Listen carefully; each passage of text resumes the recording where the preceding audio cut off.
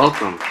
On behalf of the New Jersey Regional Authority, we are proud to present Building Your Online Presence with industry experts Dwayne Gibson, founder and chief creative officer of Spelled With You, and Medina of Medina City and co-founder of Equal Space here on Mind Your Business Talk Series. My name is Terrence McLean, digital marketing specialist with the New Jersey Redevelopment. Dwayne and Medina, thank you for joining us today. Thanks for having us. Thanks for having us on. And I can't tell you how excited I am to be on with Dwayne as well and to talk shop about something that's so important, especially coming through what we've all been through. So thank you for having us. And shout out to the NJRA team for having us on as well. Yeah, I'm excited. This is going to be, we're going to have a little fun. We're going to have some fun. Hopefully it'll be insightful too. Sounds good. So the goal of today's episode is to gain insight and learn best practices to pretty much improve the presence of small businesses, via the digital marketing world. So I would like to start by asking some tailored questions to both of you. So let's go ahead and get started. What social media channels do you prefer for your business, and why do you think it's important? I am a social media manager every day, and interesting enough that I find myself on all platforms with a sole focus on client acquisition. So a lot of times I'm on LinkedIn for myself, Facebook and Instagram, really for kind of just knowing the ins and outs. But LinkedIn is really where I find a lot of my clients. I also do some research on Facebook to allow myself to get a very good diaspora of client base. For instance, from a restaurant to an attorney, they have different needs. So looking online and seeing what maybe see their weaknesses allow me to reach out and stuff like that. So I personally am on all of them because that's what it's best for me. Doesn't mean it's best for all businesses, but for my business, it equals to being on the big four, Facebook, Instagram, LinkedIn, and Twitter. Twitter's more kind of just in the know, rapid fire, but everything else is kind of thing. And then Pinterest, there's so many now, but reality is Clubhouse is also something I'm on, part to be a part of the program and part of Clubhouse, as well as be a listener, get a lot of detailed information, learn a lot, and just kind of sit back and just absorb all the knowledge that is kind of on that platform. Okay, thank you, Dwayne. Medina, would you like to share in? I think Dwayne really brings it home on how to exist on each of those platforms. And given that his world is built around social content and community, I think that it makes sense for all business owners to understand the use and forms of each of them. For myself, my work always sits at the intersection between digital and real tactics, in-person tactics. And so I find myself having to have equity in both. And in some very interesting ways. So some of the work that we do, especially oriented around small business owners that are experiencing hardship because of the pandemic, digital has been where it's really been important to move and to provide more what I love to call equity space for small businesses that are predominantly owned by people of color, which is kind of my specialty. So I find myself on Twitter, which can be the land of the brave and the land of the petty. I find myself particularly having in-depth conversations around equity on Clubhouse. I exist very much as I run a design and strategies agency. It's a hyper-visual world. I find myself building very wonderful visual narratives on Instagram, and then most heavily building community, funny enough, on Facebook. So there are wonderful groups and closed and private groups that exist for people of color who are small business owners who are trying to do one of two things: either run their businesses or they're trying to actually do service provider, lead generation, sales-oriented conversations. I like to be on both of them. My work doesn't put me in the service provider lane, but I find myself sourcing people and finding small business owners who have some really beautiful kind of detail-oriented service lines. So you'll find me flexing most heavily Twitter, Facebook, Instagram, but I have some really great conversations on Clubhouse. So I'm gonna make sure to tune in on one of Dwayne's conversations and pipe in with my penny. I don't even have 2 cents. I have like a penny. Yeah, I actually want to piggyback on what Medina said is that, it's key not just for us, but to take a little time for a small business to explore. Doesn't mean you have to engage with all of them, but explore them, learn a little about them, be a sponge, learn about your competitors. Like, there's a lot of competition in the social media realm and branding space for our businesses, but for your personal business, Burger King had to do research on McDonald's. So reality is that, and then for the barbershop down the street, do some research. Look at the dynamic and demographic of who's walking there, what have you. There's a lot to it, and then you can kind of play around with the next level of where you need to be and what's important to you. So just kind of picking back on what he said is excellent points. Okay, thank you. Thank you guys for both the insight. Very helpful. It leads to my next question. For example, when we did the small business lease program, a lot of companies only had foot traffic and are not yet really into the digital space. So my next question is, how should someone position their brand on social media who hasn't yet really tapped into that platform? So I think this is the small business, like, number one small business problem I get when I'm talking and consulting to our audience of owners, right? It's like it gets daunting. There are only more platforms coming online. We have TikTok entering the game, and we have Clubhouse now entering the game. So I think what I always urge my audience to do is find where your ideal customer exists. Be in the room with them, because everything honestly is secondary to the pragmatic way we need to solve our problem, right? Small business owners have payroll to pay, they have leases to fulfill, they have taxes to pay, they have dreams of their own to pursue. And so trying to attack it all, I find to be the worst solution. You can do one of two things. You can either pursue your ideal customer in one room, or you can bring on a professional to help you manage it and introduce you to that world. And you can do you should never just hire a consultant and not learn from them.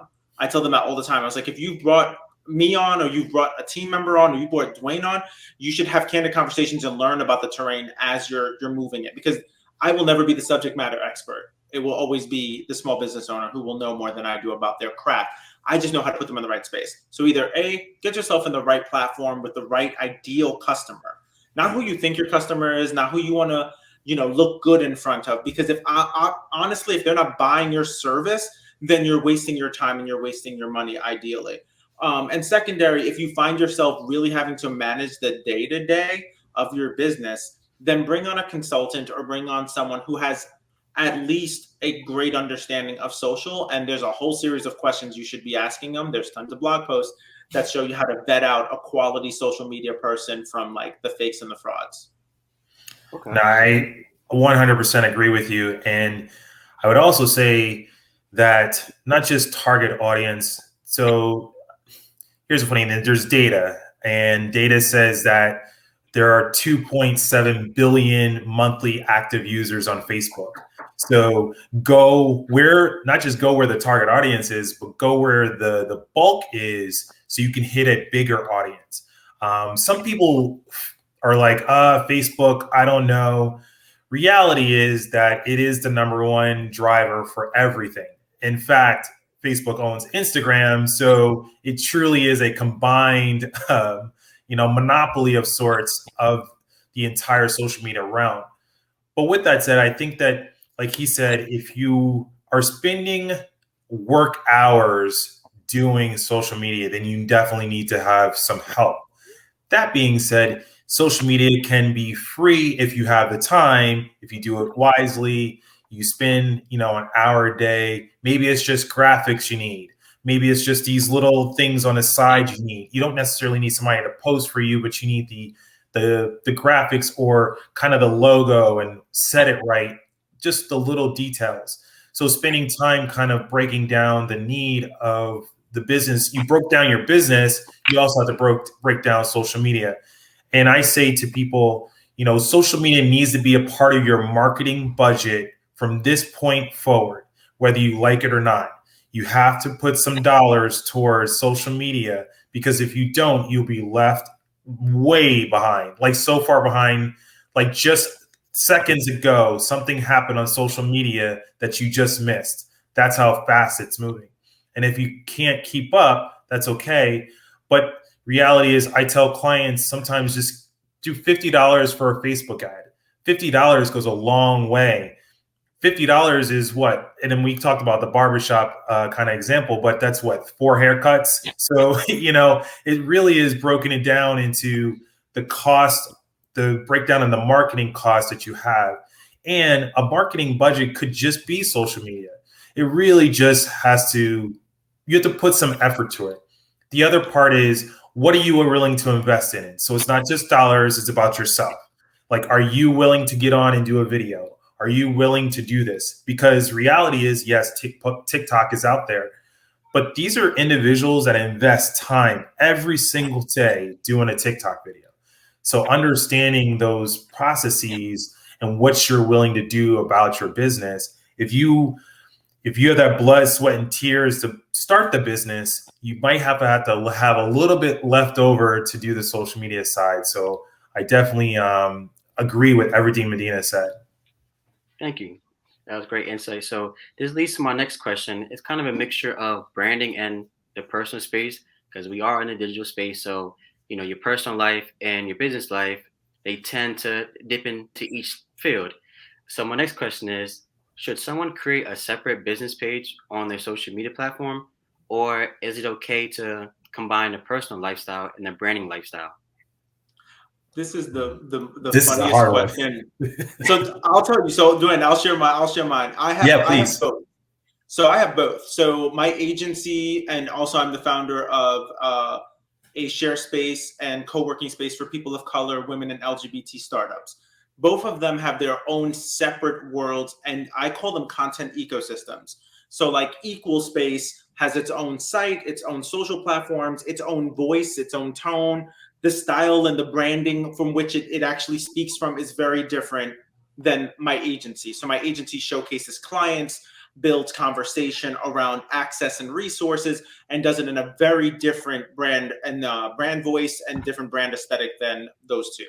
Then you have me in the middle.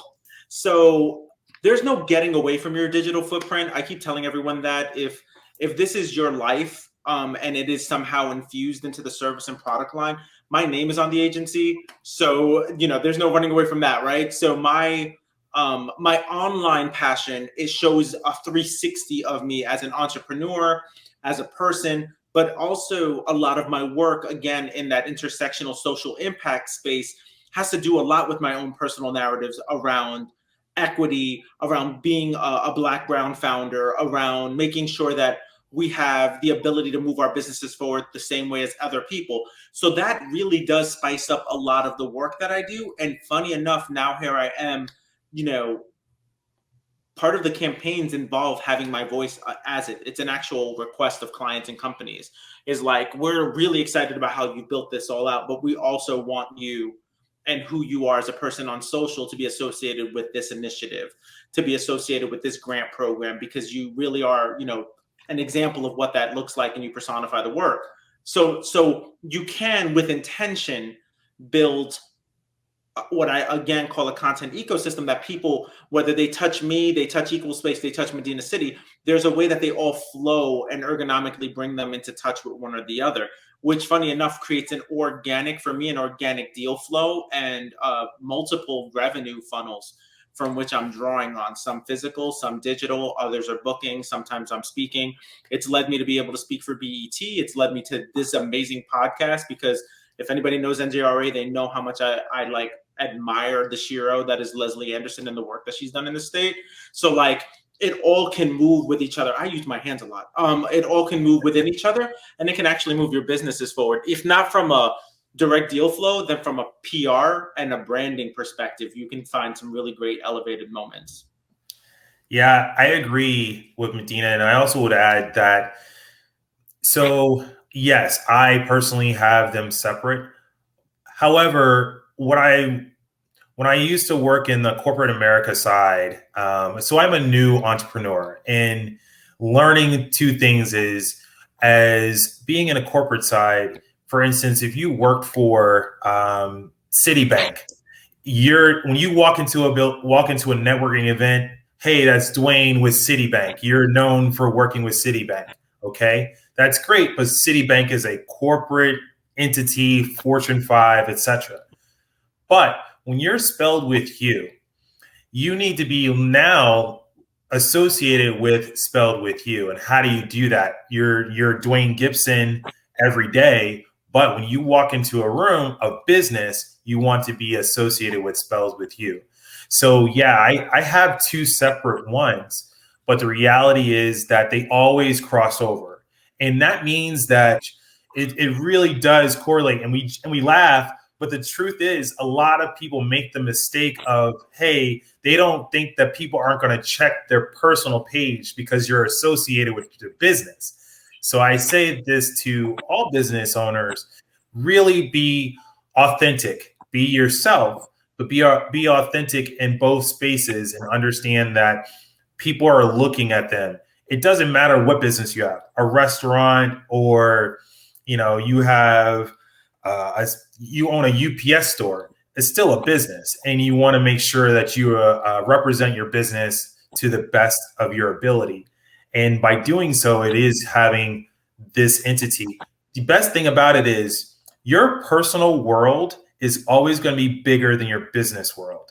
And I say this comfortably because when you got on Facebook or got on Instagram, you got on there as a personal person and you had 400 or 500 followers. Well, guess what? You can migrate those same 400 to 500 people to your business page. You now have 400 and 500 people following your business page, and thus forth on. So I'd say this to, like earlier, if you invest in yourself and you invest in that part, then it's very easy transition for people to get engagement on their pages. They just have to think about it and say, because a lot of people create the page and they don't even advertise on their own personal page, which is mind-boggling that you have 1,000 people or friends on Facebook, but you didn't decide to tell them about your business. That makes zero sense. So that's like having no equity. Yeah, absolutely. And I think I agree with you, Dwayne. If they do it right, if their voice becomes phenomenal on social too, Terrence, just echoing what Dwayne said, they can create an entire career based on their voice. Like, one of my favorite people to follow on Twitter is Bazama St. John, who's like this great person who's gone through and been like the chief brand officer at Uber. She's now the chief marketing officer at Netflix. Like, yes. Her work and her voice is so powerful that when you're talking about certain criteria, certain things about diversity, like certain parts about being a boss, she legitimately is she gets taken. Companies want that because her voice is that powerful. Another person who I love and follow, and I'm always telling people, follow these people if you want to be inspired. And I've seen her career launch, is Goddess Rivera, who's the global director of culture and community at Twitter. And she also does like Black Twitter Bird, and she's like super great. But her work in the space, her voice on social, has carried her career into companies wholesale wanting her just based on the voice and the influence that she has in that space. So small business owners, you want to be that person. Like, you want to be like synonymous. Otherwise, why are you doing it? You're just on the gram to stunt. This was great. Thanks for posting it. And actually, another person for people is Damon John. And you know what's funny? One thing I applaud him on doing, and this is what I recommend to small businesses, is that if you're an expert in one thing, there's nothing wrong with doing a post and saying, I use it barbershop because we brought it up, but what if you just wanted to show somebody at home how to part their hair, or do like a cut specialty or something like that, or whatever? Like, people do this. You're like, hey, you don't have vaccine. You're scared to go to the barbershop. I'm going to teach you how to do this at home. What if you did a master class on teaching people at home to cut their own hair? Like, that's how simple you can blow your space up really easily with just doing these small details within your business space that you already do it. All you're doing is turn on a camera and facing it towards you. And you just say, hey, come follow. I'm having a class today. If you get 10 people, great. But 10 people tell 10 people, and 10 people tell 10 more people. And then now you've got 100 people, and all of a sudden you're like, wow, how did I get 100 people? You just tried something. And I always say, just try something. So, yeah. Wow, amazing. So thank you guys both for those answers. I want to get a little bit more in depth with small businesses growing their social media. Do you think a more uniform site or a free-ended site will get the same amount of attention? In a sense of uniform, and I may take this definition my way. Does that make sense? I'll tell you this. Cameo is a site that takes celebrities, and you could, buy access for them to say happy birthday to Terrence, or you can get them to advertise a product. My point is that that is a way free it's way outside the box, but it also takes some dollars. I think that if you're going to do uniformity, like if you're selling purses and they're all black purses, then yes, uniformity, that's what you need. You need a crisp, clear understanding of that's your space. But if you want to be colorful and be gregarious and just be so unique, like, yes, you want to you do all of it. Be free-spirited. Try something, because if you don't do anything is the worst thing. Not doing anything is absolutely the silliest thing. Uniformity works for certain products and certain services. That being said, there are a lot of things that fall outside of that, in that gray space, in that colorful space. So there's that black and white. Yeah. You want to have your LinkedIn tree. You want to have the link up and click here. Yes. This is your product. This is what you have. That's it. The other piece is then you have a service and you're providing services. You definitely want to be in unique space, because reality is there's influencers now. The influencers are bigger than celebrities.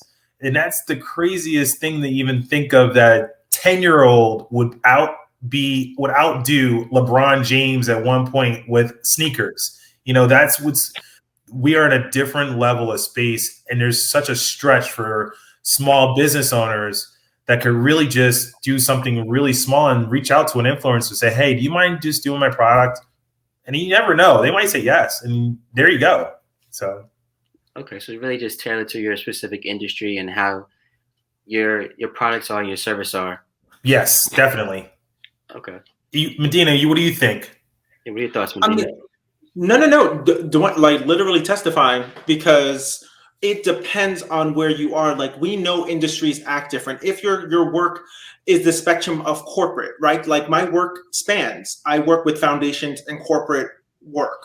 So there are times when having the content look more uniform and polished and honed with the messaging, because there are layers to that messaging. There are legalities to them. There are specific in brand and ways that these foundations and companies like to work.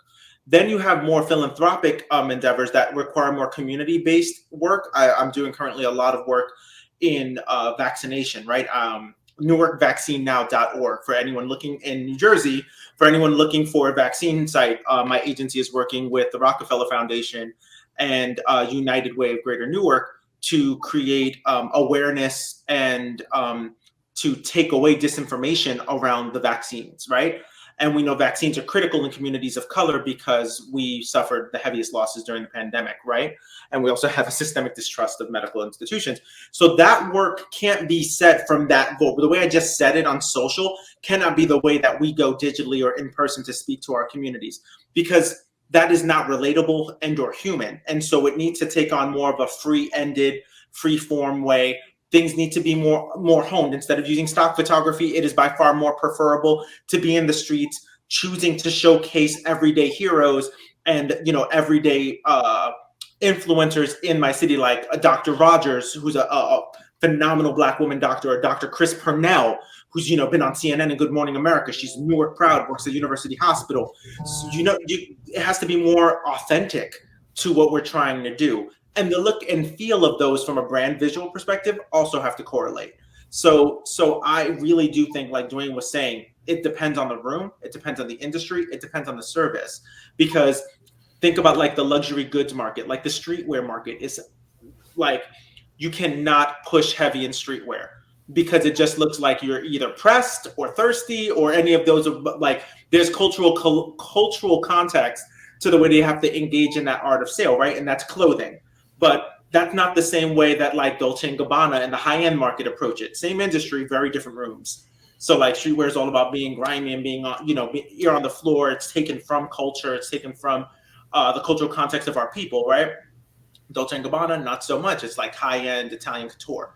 Same industry, different rooms. You got to talk different. You got to look different. So that's me giving 3 different examples. Yeah, and one more thing to that is that the platforms also design, I guess they'll lead you to what you'll end up doing. For instance, if you're doing TikTok, it's just, I don't see a law firm going on TikTok doing a little dance and saying, hey, so I'm going to rescue you from your car. Like it doesn't, or help you in court. It's just, they might do it, but they're going to do it in a strategic way that kind of plays on what they do. Okay. It's just, that space is going to be critical because where it goes back to a couple questions ago, where your audience is what you're going to do based off of that. And if your audience is on Instagram, you're going to live in that Instagram space. There's going to be some uniformity because if you have a Shopify on there, then yeah, you have to play with the tiles and stuff like that. But the reality is that's Instagram, but Facebook is different. Clubhouse, there's nothing except for your voice. So you are representing yourself being who you are. And that it's all about. So that's all audio. So you don't have any visual space. Except to see it. I call it the voice. I call it the voice of social media. It's like the voice of God. The voice of gods, and more gods.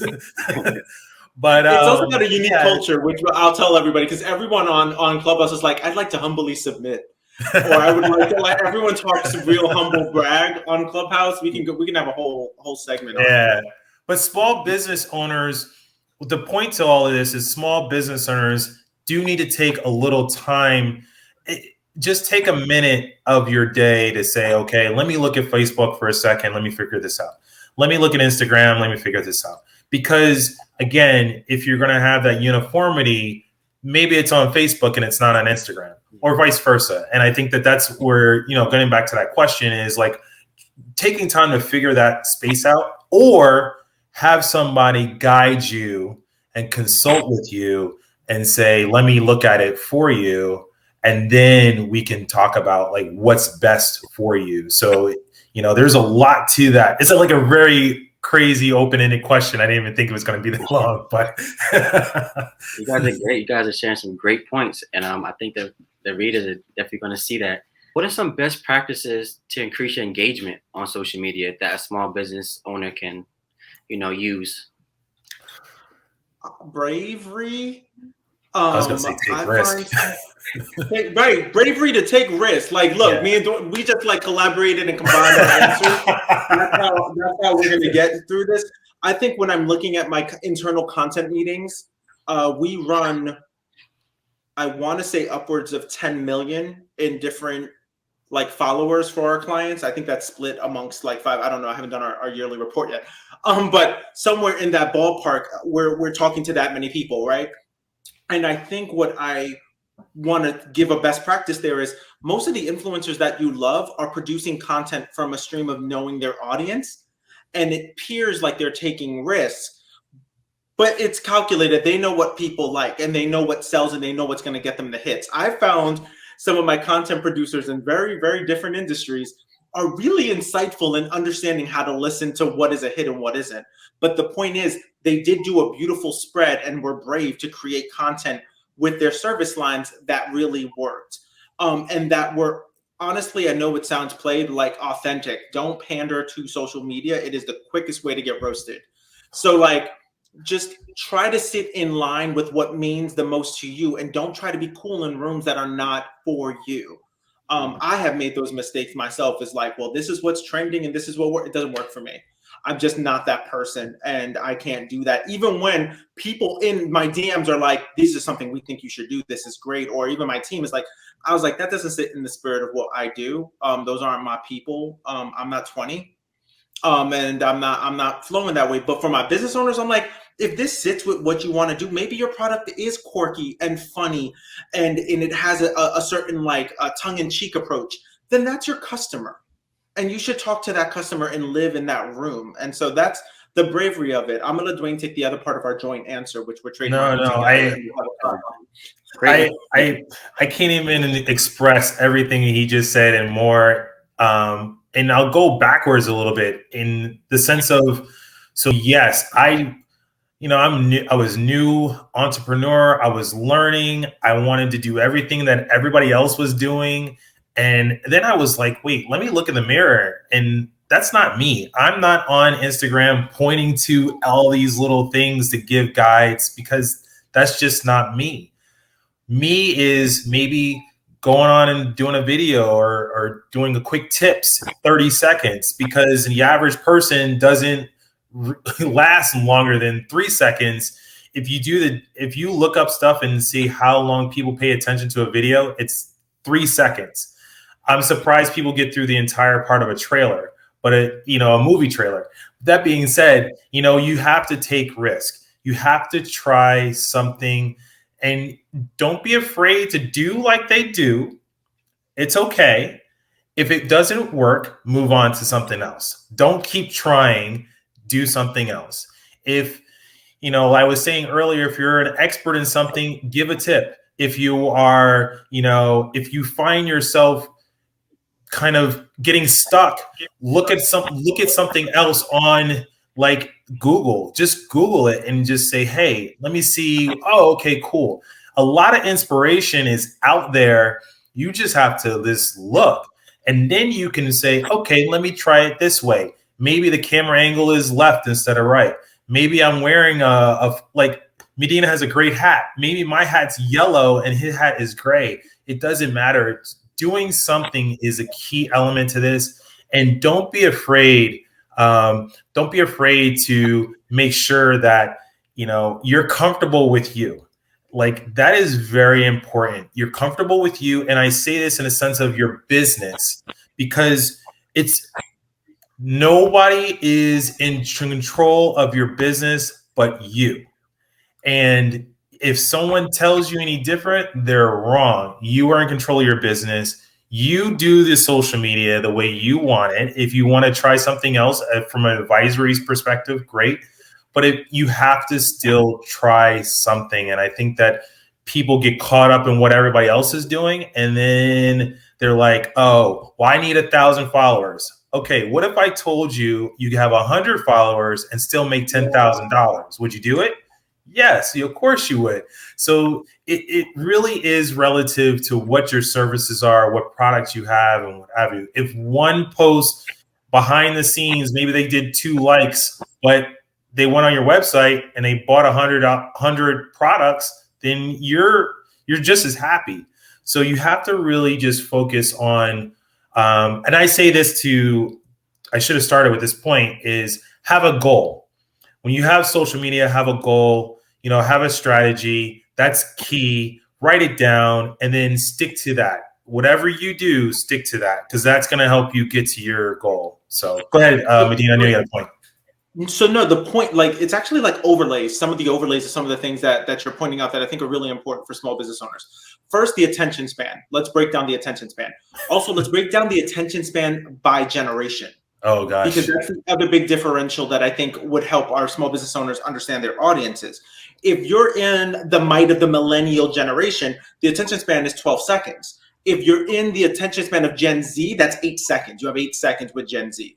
That's why you'll notice from generation to generation, let's just do a parallel, music is even getting shorter. So if your music can't be TikTokable, if you can't break it down to a dance, or you can't break it down to a TikTok bite size, then it's not a banger, and it won't make the mass downloads that need to happen in the industry, right? That's, again, understanding your audience. Now, I am not in music. That is, again, me learning from industries that I'm playing in through social and digital. But it really does correlate to what Dwayne was saying, is like, know your audience, know how old they are, build a faux person, whoever your ideal customer is. And by knowing that, okay, millennials have a bit longer of a social media attention span, how can I play on that? The other part of what you were talking about was how you create your content. I think is hella important. And I think that maybe we've got a gap here in telling our small business owners video is still the most powerful way to generate automatic audience. And bringing it, Terrence, back to your question, how do you build up audiences fast? If I have a client that we need to rapid build an audience, I've set up automatic video production. It is easy to get video noticed. It's great to have small captions. We generate off one video. If the video segment was 3 minutes, we do 3 minute, 1 minute, 30 seconds, 15-second, 10-second breakdowns of those videos in the night side. If you caption a video, if you have auto caption featured on the bottom of the video, that will automatically start generating people. People especially will not activate the audio on video when they're looking at it, but they will watch it and the views will go up. Some of the biggest hits I've had on campaigns have been authentic, straight to camera conversations, no frills on my iPhone. Like, it's been really, no, iPhone does not pay me for that. They should. But the point of the matter is that kind of authentic, just hand in, everyone has the power to do a great quality video. Half of the inspirational videos everyone sits and watches are like just done on a camera phone. But video is a really powerful component in growing an audience fast. And also understanding, as Dwayne was saying, that if you need to grow your audience fast, putting that $50 in can help. I can find a 2.5 thousand viewership by knowing my audience, knowing geography-wise where I want them, and also behaviorally. People skip the behavior feature on the Facebook ad platform, and it's a huge miss. Next one, we've gone to the popular ones, but if your service line is corporate, building an audience the fastest and generating a unique voice and getting those, like if you have corporate clients, because some of our small business owners, their service lines are more like B2B. Like, I'm more of a B2C, B2B business than I am a retail location, so I don't want to miss that. Then please play in LinkedIn. Find me on LinkedIn, City Medina on LinkedIn. I love LinkedIn. It is an authentic place because everyone is there to learn. You're going to rarely find a romantic match on LinkedIn. So, like, it's a great place to keep yourself authentic and to grow either a primary relationship or a secondary relationship that's referral based. That's the other part, is LinkedIn people love to be like, oh, I do know somebody in my network, and they'll connect you. Yes. So get in on that LinkedIn, and also get in on that LinkedIn Premium, y'all. LinkedIn Premium is the business. And you know what's funny is that it's critical nowadays to do a lot of these small business webinars and free things that are out there just to kind of learn another level. And there's two parts to that. One is people love to see you. So going what he said about videos, people want to see the person that is selling the product. They want to see Medina. If Medina's selling the product, they want to see Medina, his face, the smiles, all of that, because people just empathize with face and facial expressions. They're like, oh, wow, he looks great. And they'll just associate it with whatever. That's one part. But then the other part is just kind of making sure that you understand that there are things out there to guide you with little things. He was saying with the iPhone, sometimes just going on to a YouTube video just to get the right angle will help you. And that's a couple of seconds. Like, these little tips do help. That being said, and YouTube is a whole nother level we haven't even talked about, which people want to say it's social media. It's actually a search engine space because it's owned by Google. So for clarity, it's absolutely the greatest tool if you're an expert and you want to provide things, because you can have people subscribe to your channels, learn, and get a growth that is outside of your norm, particularly if you're, for instance, if you're a mortgage broker and you want to teach people how to get into the banking side and break down buying a home. Those are things that you can do in that space. So understanding all of that is so critical. And I think small business owners, it really is about time. Just take time to do this stuff. And I think that you will actually grow your business tremendously.